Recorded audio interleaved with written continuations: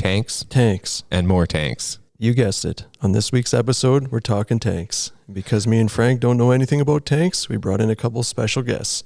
This week, we're joined by Alex Romano Jr. and his son, Alex III, to talk about tanks. Here we go.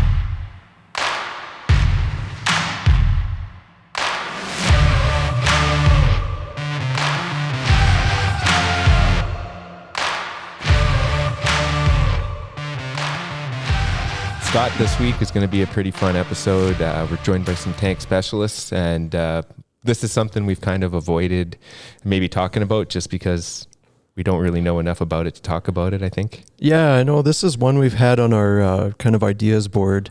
I think even right from the beginning, it's always been a topic we wanted to cover, but I think right from the beginning it was, let's do this, but let's bring in somebody that has actually worked in this industry or is currently in it and is a bit more of an expert, because, I mean, we could talk about tanks for an hour, but it might not be the best info. So we're in luck. We got a couple special guests with us today to help us out.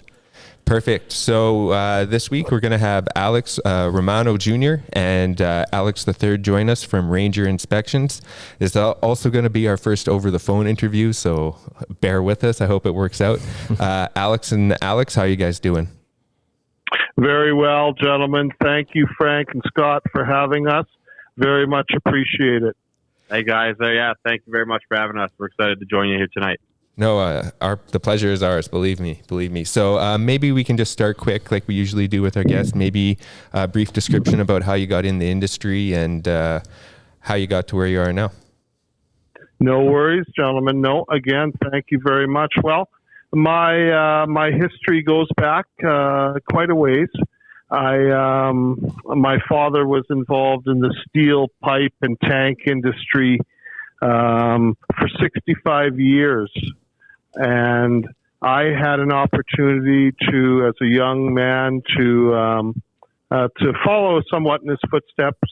He managed the mills at IPSCO for 30 plus, and I had a large number of relatives working there. And so as a young man, I'm talking in my young teenage, I was able to have my run of the place in the pipe manufacturing, in the steel, and in the rolling. So some great history there. And then throughout my teens, I had the good fortune of traveling internationally with my father as well. We went to a number of different steel and pipe mills where he consulted. And I gained a tremendous amount of experience there. Later went on to work in the steel and pipe mills, supervisor, etc.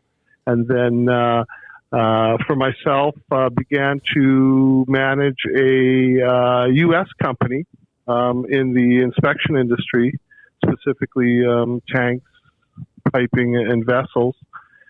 And then, that takes us back quite a few years. I started my first tank inspections back in 1993. Before that, though, I just want to say that my first confined space entry, however, was done when I was 10 years old on the family farm. Of course, we had the water cistern, the underground tank, and every couple of years, we needed to mop it up down there, the sediment and that type of thing. So that's my storied history there going back. Having said that, being owner, director of Ranger Inspection here for the past 22 plus years here, we are very proud of our company. We're a family owned and operated company. We service all the major owner-operators in the industry. We feel we've got an impeccable reputation. We're currently involved in a number of very high-profile tank projects, both in service and out of service with a number of customers. So that brings us up to today. I'll introduce as well Alex III. He's our general manager at Ranger, and heads up the projects, our major tank inspection projects, our high-profile inspection projects, the largest diameter tanks in the country, across the country. for all the major owners. Alex, give yourself a bit of a introduction here. Hey there, Frank and Scott.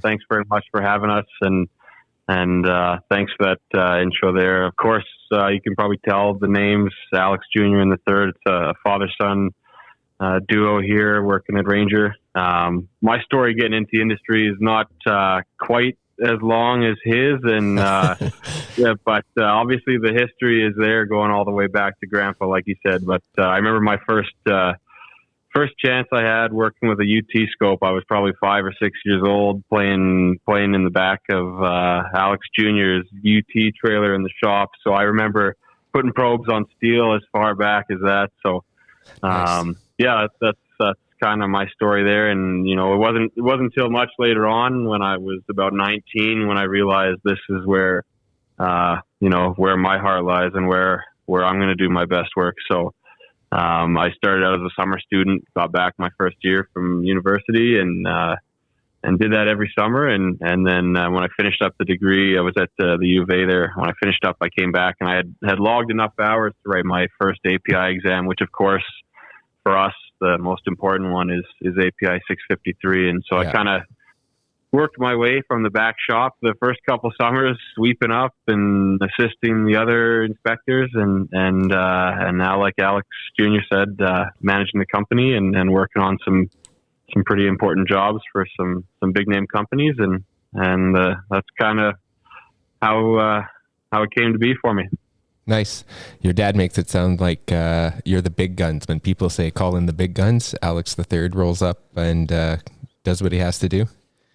I think it's pretty natural for parents to talk up their kids like that. I try to stay a little more modest when I talk about myself, but I'll take that when I can get it, for sure. No, that's awesome. I like it. And I like how you got family integrated and it's a family owned business. I have a similar situation kind of where we record the podcast. So it's really neat to see. I like it. So I think kind of the most logical way, and like how we normally do things on our show, is kind of take things through life cycles. So I was hoping we'd start the discussion here by talking about tank fabrication, and even if we can get a brief history, depending on your guy. I know you guys might have different knowledge bases, but just kind of how they used to build tanks. Like I remember the old riveted style tanks, which are rare to see nowadays, but would be cool to do an inspection on, and all the way to how we fabricate tanks now. So Scott, do you have anything to... Yeah, first of all, thanks for the intros, guys. That was great. I like the 10-year-old confined space. That was good. You guys started them young out there, so I like it. Actually, believe it or not, my first API ticket was 653 as well, so I kind of hold that one close to the heart too, even though I don't know as much about it now as I used to, but that's where I started too, is in tanks, and then kind of faded out of it for whatever reason. What were we gonna? Oh yeah, I guess before we jump into this fabrication and all that, what do you guys do at Ranger Inspections? Are you involved in like quality control and fabrication? Are you more towards the in-service side? What is it that you guys do? We encompass the whole gamut, having perform QA/QC on new manufacture of tanks, and then as well, a large portion of our work is, of course, tanks coming out of service, regular out of service tanks, and then another large portion, of course, is in-service inspections, where we will do up to 200 tanks in a year plus, with in-service inspections, and those are all in accordance with API for the most part, whether that's an annual inspection, a 5-year inspection in service, or coming out of service there. Just going back to your, to the history there, I just want to touch base on a few things on the history of tanks themselves. Sure. Of course, having evolved from a wooden barrel, as oil production increased, specifically in Texas, the need for larger storage capacity became very evident, and there was a quite prominent wooden barrel manufacturer who expanded his business to include larger tanks made out of wood initially, some of which, if you can believe it, are still in existence today, not necessarily in service, the oldest ones, but more as no one touched them and that type of thing. So it evolved through there, and then as the history of tank evolved, yes, you did come into a steel tank at some point, and I think some of the early reports are in the late 1800s where a steel tank was developed, including a riveted and a welded steel tank. One of my little trivia points is that the date, again, don't quote me on it, I think it's 1882, but at that time there was a 60-foot diameter steel tank built, one of the first of its kind in that area in the U.S. And interestingly enough, the foundation, the tank, and everything was built for a price of $12,000. And so today that would be a much different story. So that's the evolution there. And then, of course, the riveted tanks. And the purpose of the riveted tanks, of course, was to eliminate welding and to have quick assembly in the field with the riveted tanks, and lend itself to that, to the convenience and the ease of assembling storage in the field with the riveted tanks. Gained a lot of favor because of those reasons why they were easy to facilitate out in the field. Lost some favor over the years, but now we're seeing more tanks coming back bolted again for those reasons. We inspect a number of bolted tanks every year, and they have their own problems and that type of things, leaking from bolts or rivets and that type of thing. But still out there, and interestingly enough, southern Saskatchewan had a large number of riveted tanks, and that lended itself to a good salesperson in the area as well too, who made the sales on those.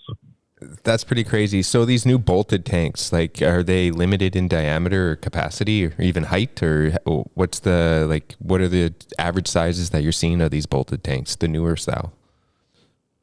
They're not, you won't see the 300 footers like you do with the welded steel tanks. They're typically a little bit smaller, but they're not, not really limited in that regard.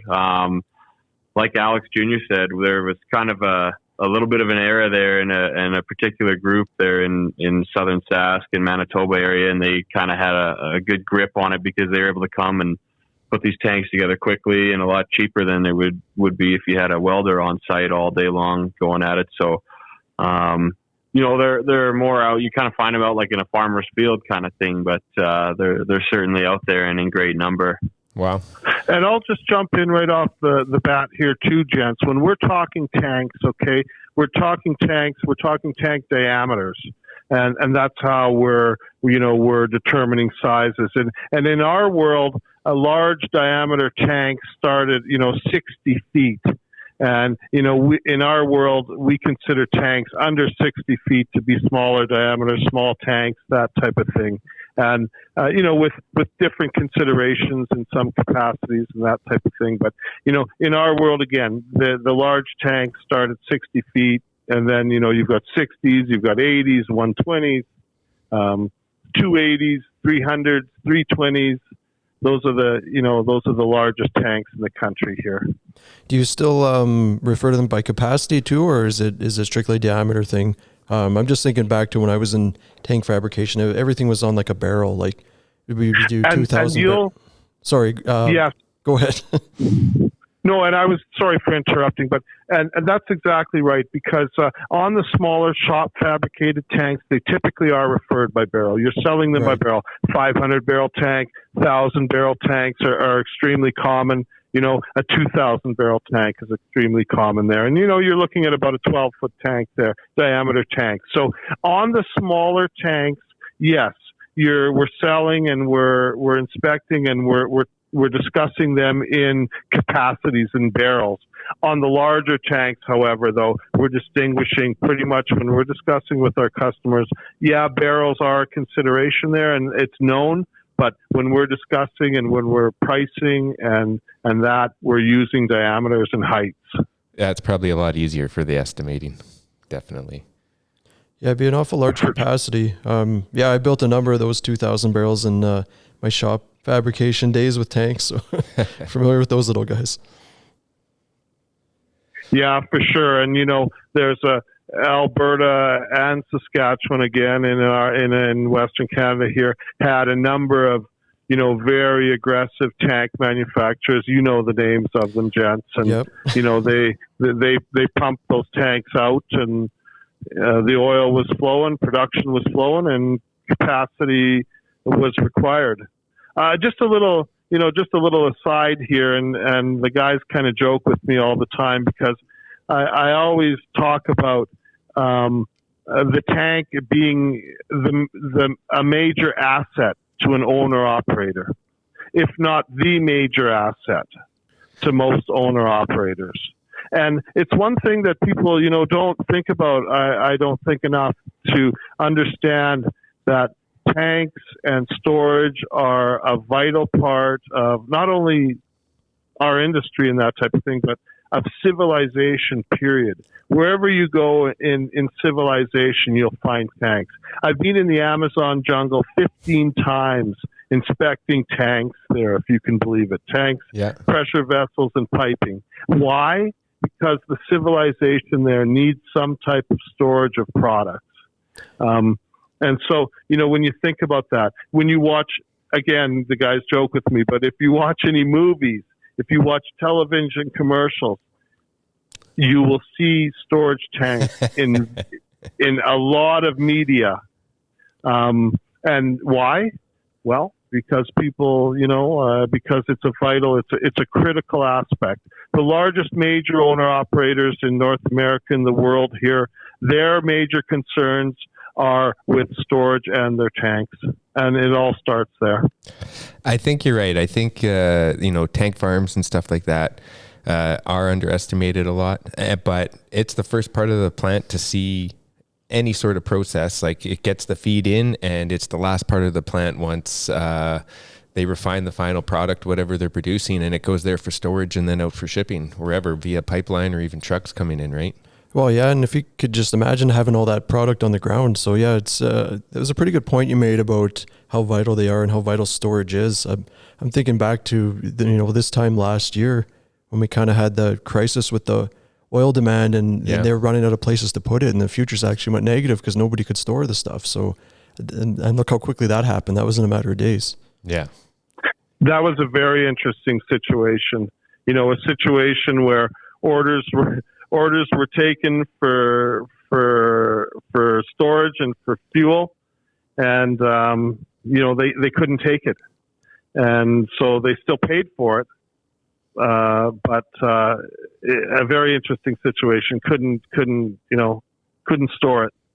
Mm-hmm. So that was an interesting part of the aspect of the business as well too, because, gentlemen, during that period, customers and owner-operators and terminal owners all of a sudden jumped into the in-service inspection gear and trying to defer out-of-service inspections because they were full and they had nowhere to put product. So that was an interesting time for us as a company, where we received very many calls regarding, engineering evaluations to extend the period of next inspections. And it's still going on today. Obviously, we're involved with several projects here. Alex 3 is involved with two major projects where the cost of bringing down that tank is $30 million a month in one case. And wow. You can well imagine that the owner does not want to bring that tank out and wants to extend that service as long as possible. No, definitely, especially with those numbers.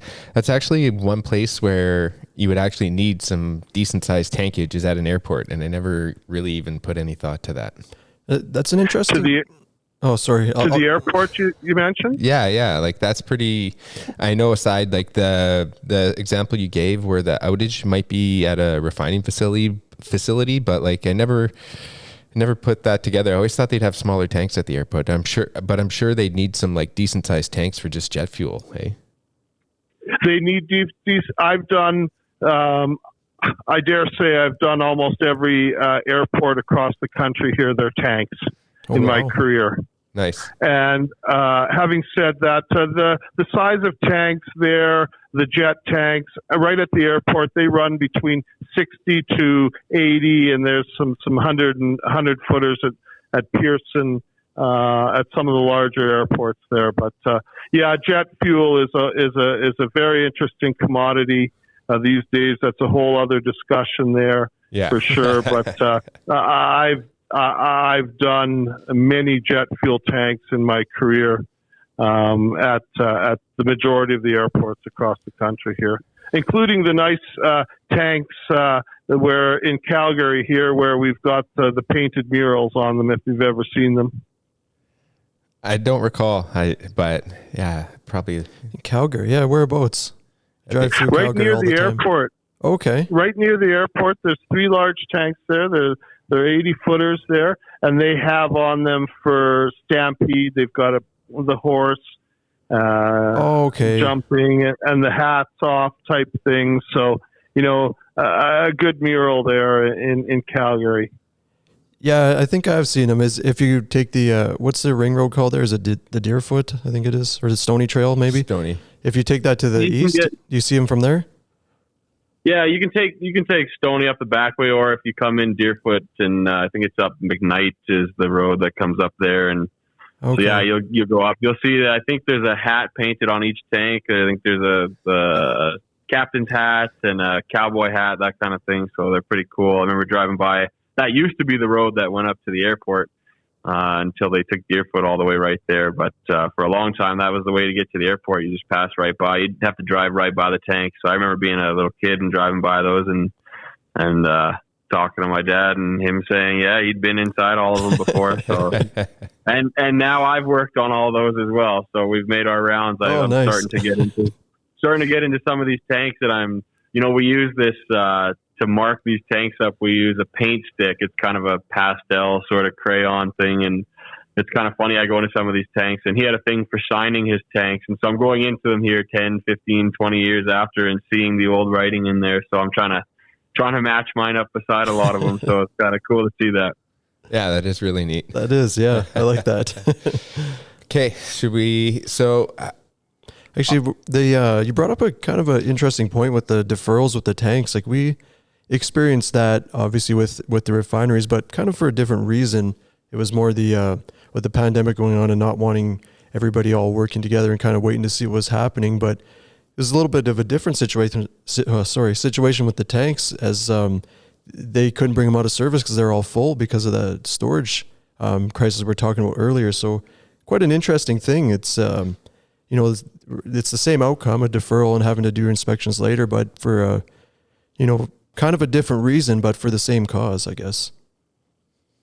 Yeah, and I think that it's kind of 2 things that happened there. One, like you said, there was a real desire for storage there, and kind of a downtick, I guess, in the amount of fuel that's being burned up. But then, like you said too, the pandemic certainly played into that. I think it's all kind of part of the same thing that was going on at the same time, and a big movement towards the in-service inspections, RBI programs, and RBI programs in general are something that are really on the rise these days.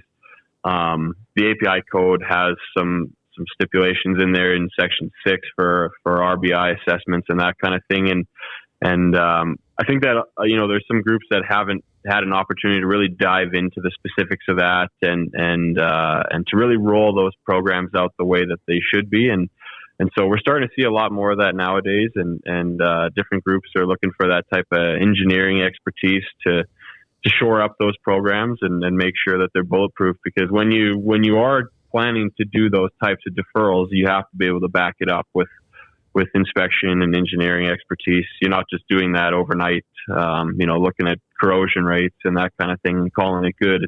it's got to be backed by some different methods, statistics and probabilistic methods and sound engineering practice, and as well a solid inspection program going forward too. You got to be, you're increasing the frequency of those inspections and that kind of thing. And, a lot of times we're not talking about significant periods of time. You're not just, looking at a tank and saying, okay, it's been in for 15 years. We're going to give it another 15. That's not really the way that those are designed. They're on the shorter term, and it's to try and get you an extra couple of years when you need to, like the case that we're seeing now. And it's typically done on equipment that has prior inspections. So we're looking at subsequent inspection intervals and that kind of thing. And so there's a lot of inputs as far as the history that goes into those types of programs, and a lot of continued maintenance and inspection that goes into maintaining them going forward. Yeah, that's really well said on the RBI. And I think the biggest takeaway from that, especially for places that are, new to the game, trying to implement that, it's not something you just turn on and happens overnight. It's, it's a lot of involvement there. It requires a big team of people, a lot of expertise, a lot of history. So there's a lot to that. And I think that's the point a lot of these places miss. It's not just something you turn on and buy yourself a couple extra years. Now, do you guys find with the tank inspection, is that something that's catching on now, the RBI? Is it been in the tank industry for a while? Is it relatively new, or is everybody going towards that now? Like, what are you seeing? Well, Alex can speak probably a little bit better about the history of that and some of the longer term development. And like you said, we've both kind of agreed here already. That's not a program that just happens overnight. So, groups can preach reliability and that kind of thing, but this is a program that you develop with a history of the inspections. You're looking at similar service. You're gathering that data over time. The information you're collecting nowadays is complementary to the previous information you have. A tank, typically the first inspection is usually set around 10 to 20 years, and that depends on a number of different safeguards. Anytime after that, if tanks have things like release prevention barriers or cathodic protection, thick liners and that kind of stuff internally, those are the types of things that allow you to extend that standard interval beyond the 20-year mark, which is what most groups shoot for with tanks. But we know some that have extensive RBI programs, and they've developed them for a significant history. They're able to push those tanks out 25 years to 30 years, that kind of thing. And again, like we said, that's not just something that you decide to just do one morning. That requires a significant history, a lot of data inputs, a lot of similar equipment, and good record keeping too. And I think that's kind of a point to bring up here, is we see sometimes, we go back and kind of the cowboy way of doing things is not, the records aren't as solid as they need to be in some cases. And so you don't have a whole lot of information to fall back on sometimes. And I think that's probably something that, my generation anyways, where, everything is about paperwork, having that paper trail, having good solid records and certificates for everything. So that's a really important piece of the puzzle too, because if you're going to say that you're going to extend the life of something, you got to be able to prove it. You got to get things signed off. You have to have the data to back it up. There's a lot that goes into those types of programs nowadays. Yeah, that's some really good points there. And even to the record keeping, like some of the older equipment you see in service, it's like almost non-existent for the first 20, 30 years of its life. And then you start seeing a inspection history creep up. So yeah, that's definitely out there. And even with the RBI, it's not something that I say that is ever really done. You're constantly adding to it, constantly building that program, constantly refining it. So it kind of goes with the life of your facility. Yeah, and that's a good point as well. It's something we constantly harp on the show too, is keeping good records and keeping things in line for the next guy or the next inspection, so you can do it a little bit more concisely and help assess tools like RBI and stuff like that, and make sure they're doing everything properly, or at least provide information to do it properly. Well, it could be you showing up there again next time, so you want to have some good records for yourself. Yeah, maybe, but some of those intervals, like if you push it out 25, 30 years, that's like a once in a lifetime tank almost. Right? Well, you have to, in that case, you have to have your third generation inspector there you go. when you're pushing those. tanks out that far. You've got to have that in place already. See, you've thought about this. Yeah. You got these tanks, and every 25 years, it's another generation that inspects it. Yeah. I'll just quickly comment on the RBI as well there too. Sure. Top management comes down to the engineering department or another department, and they say, what program, what can we do? How can we introduce this? How do we save money? And this type of thing. And, there's a real, and you touched on it, and Alex, we touched on it as well, too. There's a real misunderstanding of RBI and, what's included there and what's required there, and the sound engineering aspect of it as well, too. And so we see RBI programs at different levels, quite frankly, right now. One, at the ground floor level where, they're just starting out and that type of thing. And then we see much more advanced RBI programs. And gentlemen, some of those RBI programs, even the advanced ones, have taken some misdirection there and have taken some liberties and that type of thing. So it's an interesting aspect. You need to be involved with the right people who understand RBI and who can, develop a proper program and give results that, that are desirable from that program.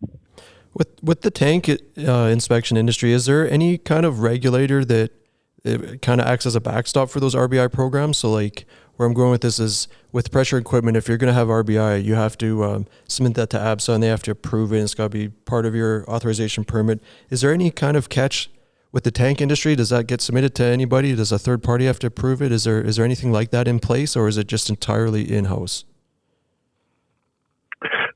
It's entirely in-house in that particular case there, and it's a part of the in-house due diligence, cover your butt aspect of it in that regard. Yeah, that you have it. Yeah, and I could that you have that in place.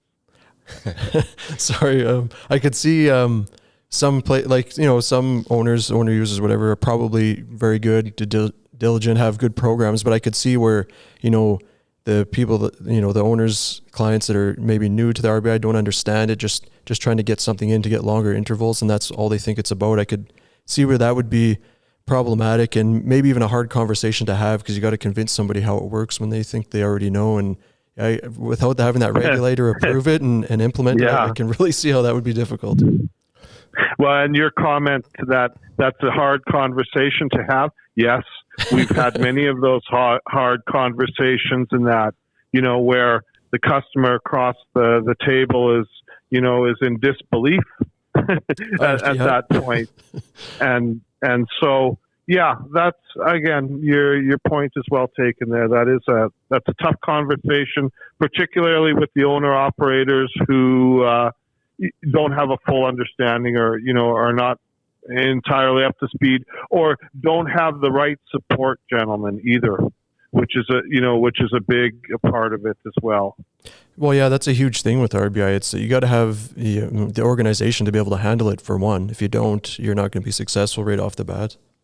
Well, it's even it's up to interpretation at that point, right? If you don't have regulations to kind of guide you, and right, it's even like us on the podcast, like our interpretations, like we still like, what do you think? And we just get up here and record them, but hopefully everyone takes it with a grain of salt. But like, what regulator you think should have that? Should have authority over that? Is it the Alberta Energy Regulator? Is it AER? They handle like smaller tanks and the pipelines and stuff. Yeah. Is that someone you think that would be appropriate? You think, Alex, or Alex the Third? Well, then, now you're only talking provincially, of course. Right. And so, the tank industry obviously is much broader than that. And having said that, there are certain jurisdictions in the U.S. that are much more, I don't know if it's the right word or not, but, advanced in terms of regulations and regulating. Specifically on above ground storage tanks. However, up in our area here, the Alberta regulator, sure, but as I said, that only would cover Alberta here. They do have some on some smaller tanks, 55 and that type of thing. Yeah. And so, other organizations you have like for tanks, of course, in Canada for emissions, you've got CCME. That you're measuring your floating roof seal gaps to and that type of thing. So we do have some, there is some regulation in place. And then what we find is the majority of the large owner operators always default back to API, Right. in that regard. So. Yeah, maybe we should clarify, like, this conversation's mainly going to be about API 650 tanks and that type of inspections. So let's walk through a tank inspection, I guess, to say implement or like complement an existing RBI program. So where would be the best place to start? Like, let's start, I guess, with external. Like, so what kind of external inspections could someone expect to conduct on a tank? Like, obviously I'd expect maybe some UT scans along the shell and stuff like that. But even maybe on the roof, what kind of other stuff would you guys start looking at to start feeding this RBI program? Well, that's a good question. Even right from the very beginning, part of the RBI program, if you're looking at that specifically, is a past history. So you're reviewing old inspection reports and that kind of stuff. And that's always a question that any of the good inspectors out there are asking, when they get asked to come out and do an inspection, is, do you have a previous history of this particular tank? Because you want to know what you're up against. You want to be able to go and confirm the previous findings, check on those particular areas that may be corroding or there's any types of damage there, that kind of thing, and confirm that those have either been mitigated or see what condition they're in currently. But at the most basic level of the inspection, obviously we're doing a visual inspection, visual examination, they call it now, of every component on the tank. So you're looking at the foundation. You're looking at your most critical weld, which is external shell to bottom. You're looking at the shell plate itself for significant deformations, creasing, peaking, banding. You're looking at the nozzles and things like that for nozzle deflection. And of course, like you said already, you're looking at the roof, whether that's a fixed roof or it's a external floater or internal floater, and you're checking those types of things. And like I said, that's the most basic level of it, where you're discussing the visual aspect of it. But you brought up a term there, UT, of course, ultrasonics, and we in our industry live and die by it, because that's going to tell you probably the most about your equipment is what the plate thickness is, how quickly it's corroding, if it is corroding, and that's essentially how we build the life expectancies of tanks and really any equipment in the oil and gas industry, but our tanks specifically. And so ultrasonic testing, visual examination, we're doing foundation settlement surveys and things like that to evaluate how that foundation is holding up with the weight of the steel and product being stored. And then you're moving into some of the more advanced techniques nowadays, and you're not limited to just working from the ground. There's a lot of cool stuff coming up with drones and that, and we can dive into that a little bit here as well at some point. But we're looking at different profiling techniques for the shell to look at deformations, and for tanks that have floating roofs, you want to determine whether or not the shell plate is adequate and the proper rim spacing and things like that. So it used to be visual, and then it was a transit system and a plumb bob on a string and that kind of thing. It moved into what we call a total station, which is still a really common tool to be used. It's a point and shoot laser system, and now the industry is moving heavily into 3D scanning for that aspect of profiling. And really at this point, if you're not using a 3D scanner to evaluate tank shell and foundation deformation and things like that, you're a little bit behind at this point, because the power of a tool like that to gather information quickly and to use it going forward there's just nothing quite like it. So taking all those things into consideration, the history of the tank, the visual, UT, looking at the foundation, 3D scanning, that kind of stuff, that all plays into, those are all the inputs that we're looking at when we're talking about RBI programs and tank inspections in general as a whole. Those are all, they're important no matter how you're looking to maintain a program, whether that's just standard inspections or if you're looking to do something a little more advanced with RBI or engineering assessments. So with the how often do you guys, like, I think that actually that external 3D scan or laser scanning and that's primarily for deformation and stuff like that, bulging and or the tank sucking in, or is that just dimensional kind of stuff? It's a bit of both. That's a good question. One thing that it's really effective for is obviously for new constructions.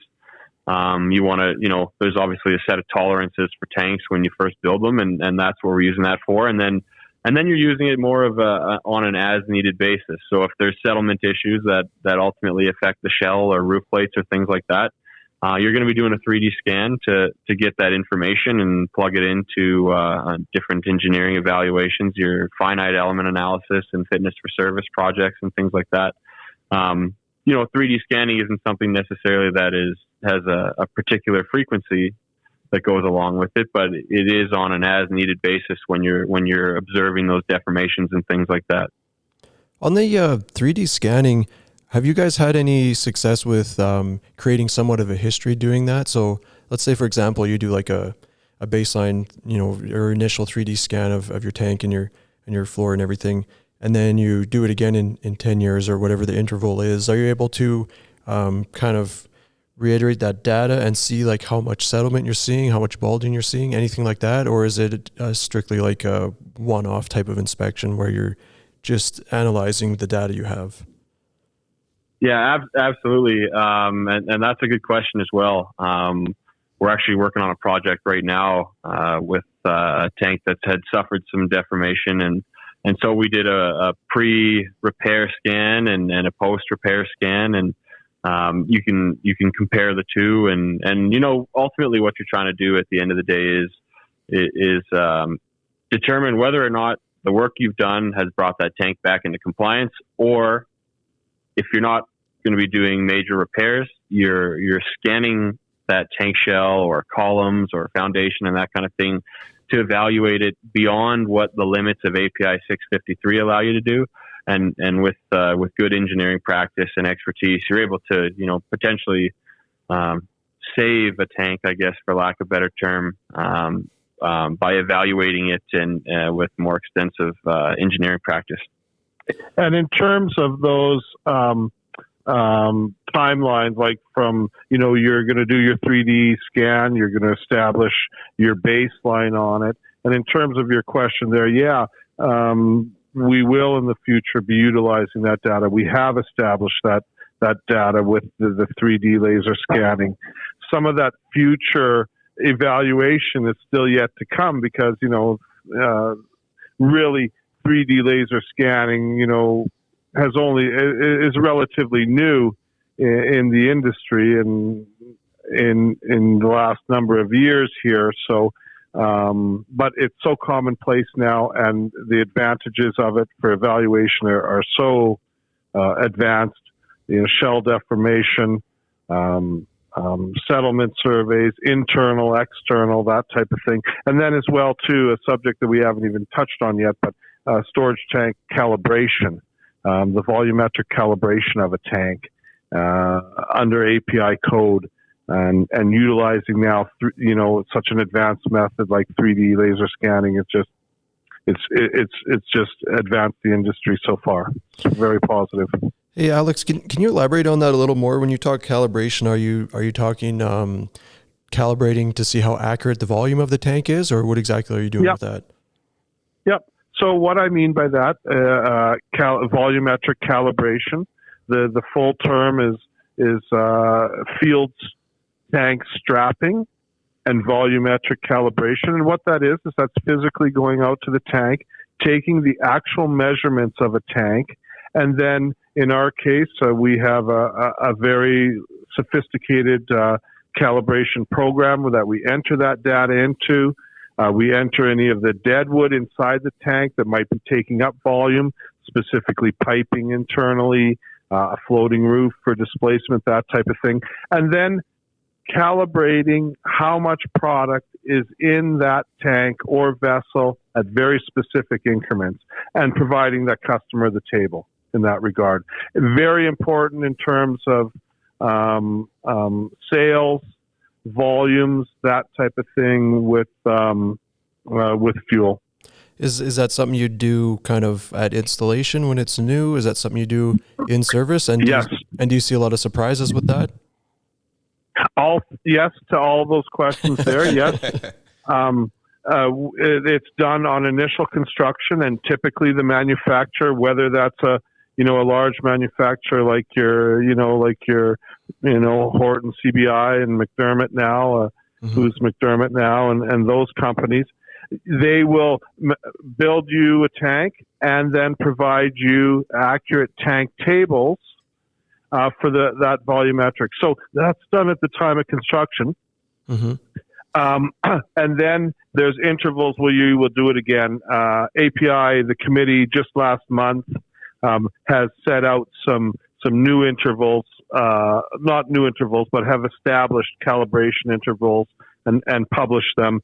Look for it on our website here shortly. And so, yeah, you have a calibrated table of your tank. At 25% or at 5 feet or 5 meters in that tank, precisely how much fuel you have.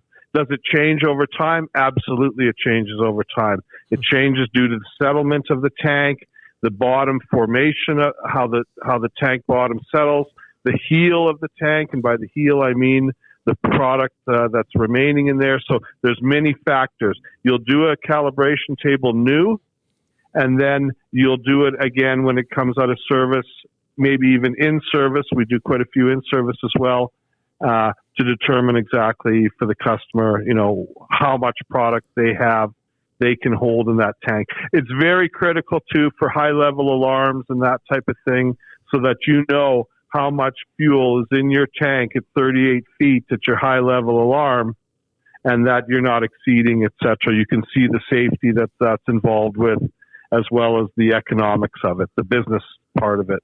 So has the external laser scanning and the tank calibration scans, are those done? Can you do that with a drone, or is that still like a ground-based unit? We're doing that with ground-based units.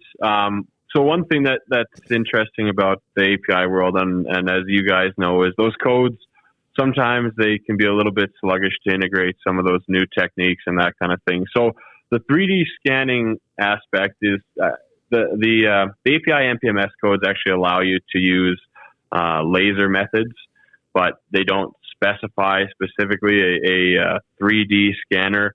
I think there's a little bit of a gray area there, but it's certainly something that's being worked into the code as a full-on acceptable method. I mean, if you can use a single point and shoot laser at this point, then a lot of groups have already just started saying, well, we know a 3D laser scanner is a way more accurate tool, so why are we not doing it? And there are a lot of groups that only want to accept that now because it's the best method of doing it, and you get the most information, you collect the most data points. So that's certainly something that's, again, it's a tool that's on the rise as far as inspection methods, but absolutely for storage tank calibrations as well. And like I said kind of earlier on, I just think that anyone who's not using a 3D scanner at this point is going to fall behind a little bit in that regard, because it's just it's such an incredible tool for a number of different reasons. But absolutely, as far as the calibration side of things goes, we're using the ground-based unit for that, and we're capturing, in a dozen scans, you can get all the information you need to know about a tank on the inside. Like Alex said, settlement profiles and shell deformations and information on the floating roof and internal deadwood, piping, columns, that whole bit. So you're capturing that and modeling it and creating your tables based on that information. So is actually, I guess that's done from the inside during fabrication, after fabrication, like you said. There's no way to calibrate it afterwards without going into it, is there? And actually, to add on to that, sorry, do you guys need to plot markers on the actual tank to complete these laser scans, or is this something you just point and shoot? So so good question. The best way to perform a strapping and calibration of a tank is to get in and get full access. It is possible to do those calibrations based on the tank drawings. You know, the tolerances that these companies are working with nowadays are so tight, and the workmanship is so good that you know, we're not really worried about you know, the accuracy of those tables suffering to any significant amount because of you know, them saying, oh, we've put a pipe in at this height and this thickness and this length and such and you know, having that be a significant detraction from the actual amount of volume that you're storing. So yes, to answer that first part of the question, you absolutely you absolutely can strap it in service, out of service, but you do need some field data to go along with it. And sorry, the second part of your question again, can you just remind me there again? Yeah, no worries. To perform these scans, like especially the laser scanning, do you need to cover the tank in markers or a section of it in markers to scan it? Or is this something that is the type of scanner all like software driven, kind of point and shoot? The scanner does so it'll do a full spin. It's got basically a rotating eye on it, and it'll capture a 360 image of whatever you're looking at. The software is advanced enough now. The early phases of the 3D scanners did require some targets for increased stitching speeds. So let's say you're in a tank that's 100-foot diameter. You'll do somewhere between 10 and 20 scans to capture all the information of that tank. We used to set up targets, and the targets would basically be known points that allow you to stitch those individual scan patterns together, and it just made things go a lot faster. The newer models are so accurate and so quick at doing that you know, they're not necessarily required for that. It doesn't hurt to have them, but it's absolutely not a requirement. We get awesome accuracy from our scanner, just dumping it in the tank and letting it do its thing. So I guess one thing that's actually piqued my curiosity thinking about talking to you guys is actually tank settlement. Like some of these larger tanks, depending on what the foundation is, like a lot of the big ones at the refineries we work at are just on like gravel and stuff like that. And some have a bit of asphalt, but I've seen some tanks that have started pressing into the asphalt and actually settling. So do you guys have what kind of experience do you guys have with tank settlement? And even something else that I was thinking is tank settlement maybe in the middle portion of the tank. Is that something that occurs often? Tank settlement is probably one of the most important issues with a tank, period. And one of our first questions that we have when we go to a tank that's been in service is, how much has it settled? What's the settlement data on there? That settlement data will tell you quite a bit of information right off the bat. Particularly if a tank settles, it displays that settlement typically on the shell. And the shell up high, you'll have deformation due to the settlement, that type of thing. As well, other big issues. Stress on your most critical weld there, your shell to bottom weld, that type of thing. Settlement and doing proper settlements is essential in the tank inspection business.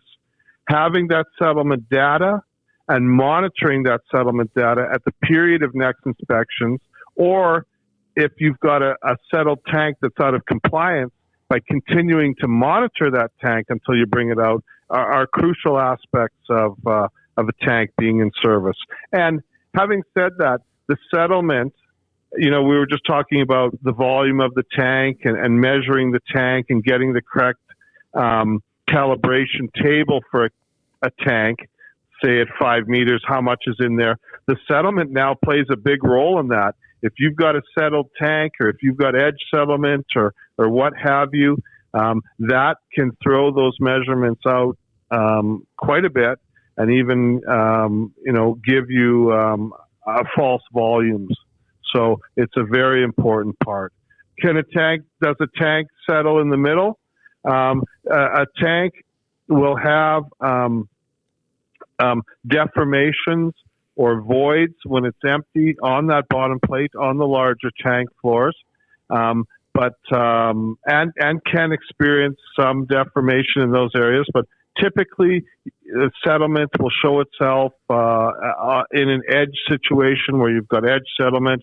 Your shell is so heavy that in that particular area right around it settles. Just quickly touching too on your comments regarding foundation material. Yes, many of the older vintage tanks are on an earthen or a sand gravel pad. Many of the repairs for settlement these days, of course, are tank jacking and then putting in installing a concrete ring wall to establish, uniformity around the circumference of that tank again. So settlement is a huge aspect. We deal with our customers on a daily basis with settlement. And as I said, it's extremely important. It sounds like there's a lot to know about that. And if you don't really know a lot about settlement, or even for newer inspectors who usually get thrown into the tank farm or utilities, right? And then having them ask about doing tank settlement and stuff, even if they didn't know enough to just contact you guys or, what I mean? Experts in the field to kind of come and assess it for them. You could walk around that tank and be yeah, it just looks normal, and you could have some major issues. So it sounds like it's extremely technical.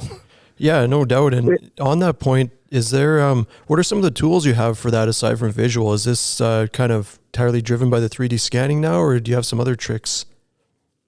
3D scanning is a big part of it. The visual aspect certainly, but we typically use what's called a total station. And like I said, that was kind of the laser point and shoot tool that a lot of groups are using right before the onset of 3D scanning, and everyone is still using them today.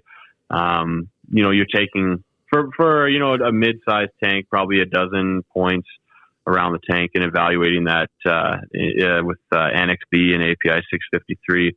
But you brought up a good point there too, as far as some of the damage mechanisms that go along with these tanks and settlement issues. And it's not necessarily just the floor itself, like Alex Jr. said already. The shell plates, the roof are affected by settlements.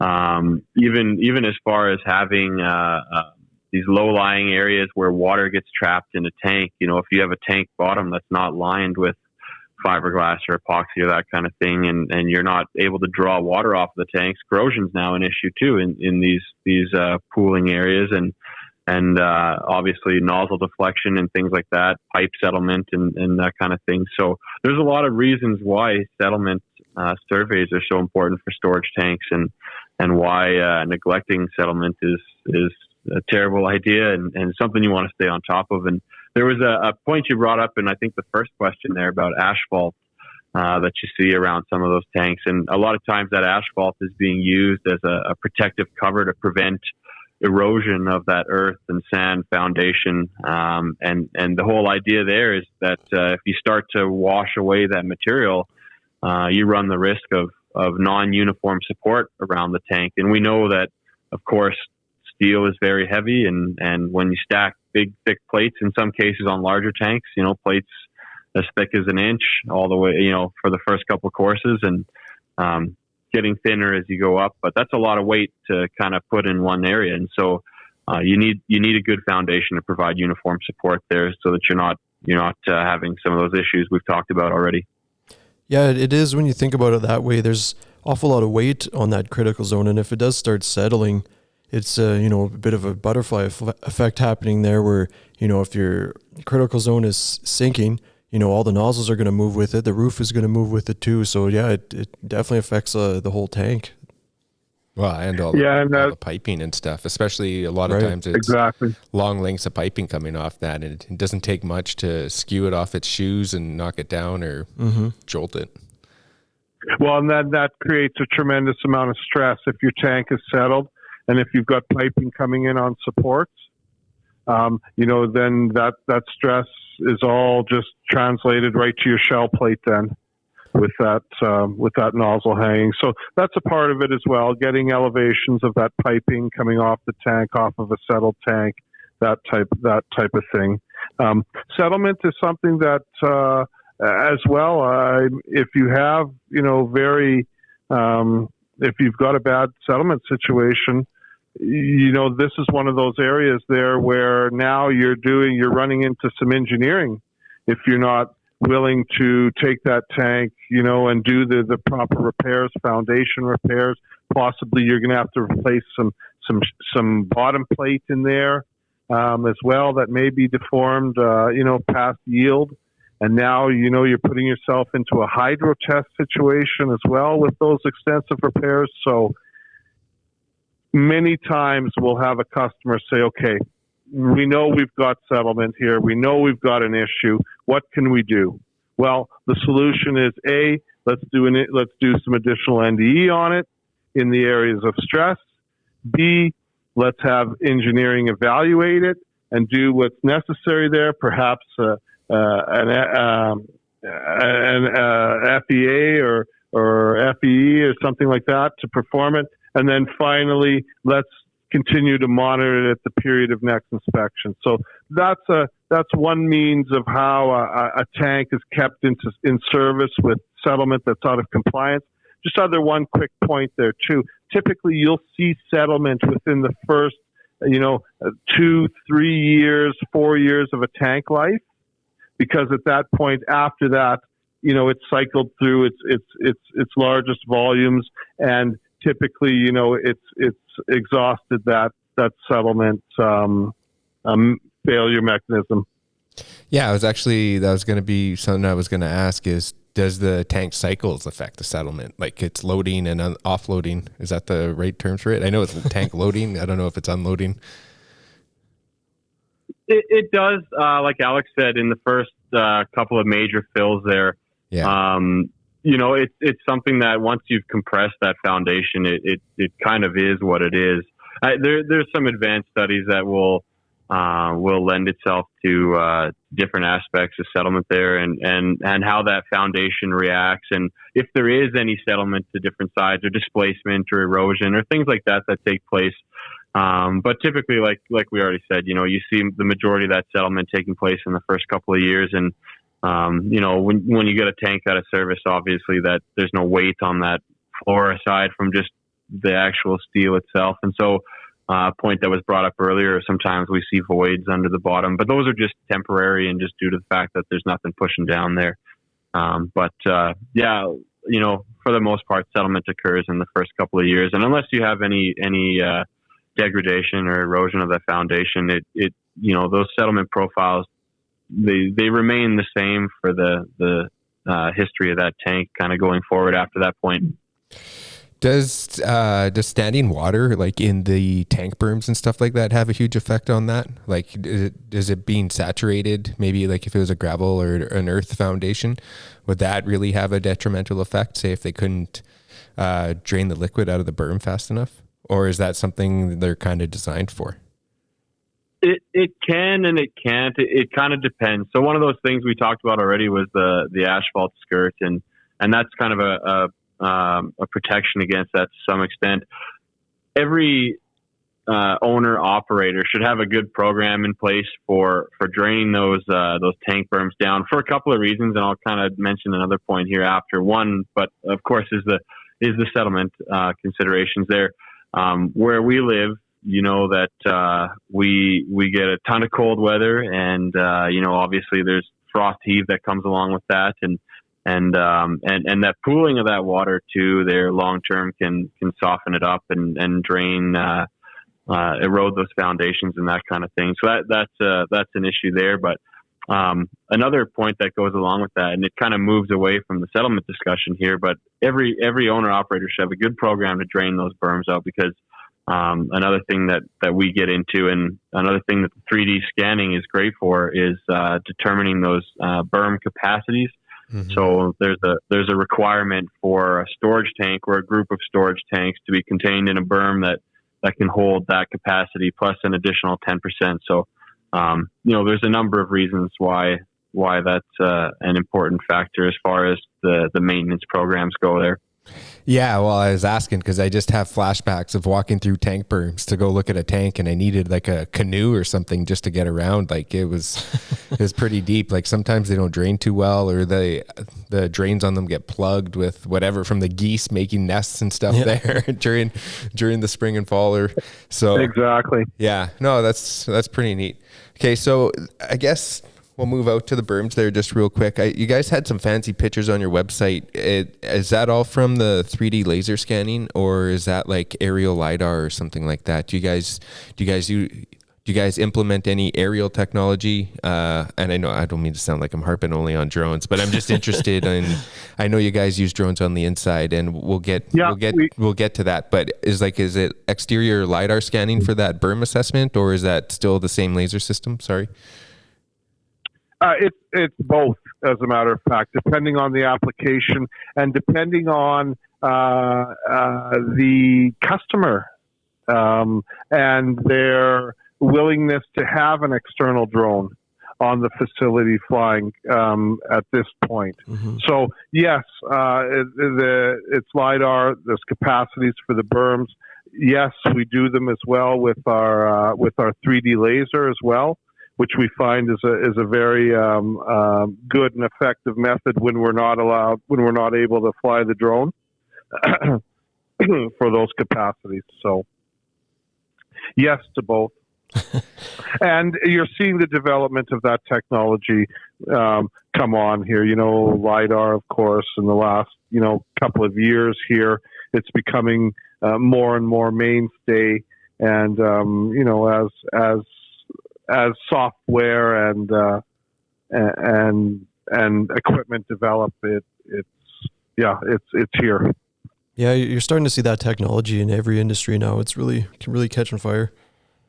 Yeah, it is. It sure is, and it sure is. And we talked about the 3D laser scanning for tanks and for settlements and shells and all that, and roofs and all that type of thing. But the applications on the 3D are just endless in terms of equipment, and not even other equipment not related to the oil and gas industry, etc.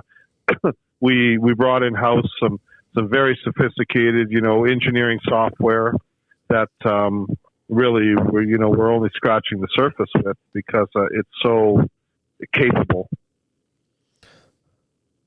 Yeah. Okay. So I think we've covered pretty much the external aspects of this. Is there anything else you think we could add to that before we get inside the tank? Literally jump in? Yeah.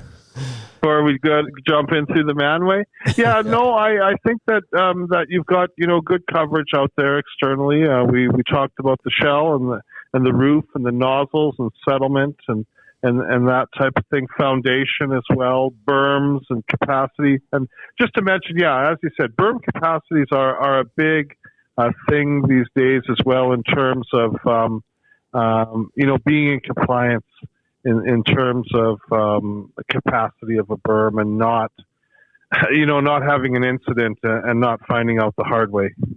Is that something that you guys incorporate as part of your inspection? Is calculating the berm capacity and making sure it's in compliance, or is that something that's more on the owner-operator side and they just kind of take the onus of that? No, it's initiated by the owner-operator, of course, but that is a service that we do and that we do provide, and we have done some projects for some major owner-operators for all of their facilities in terms of their capacities of their berms.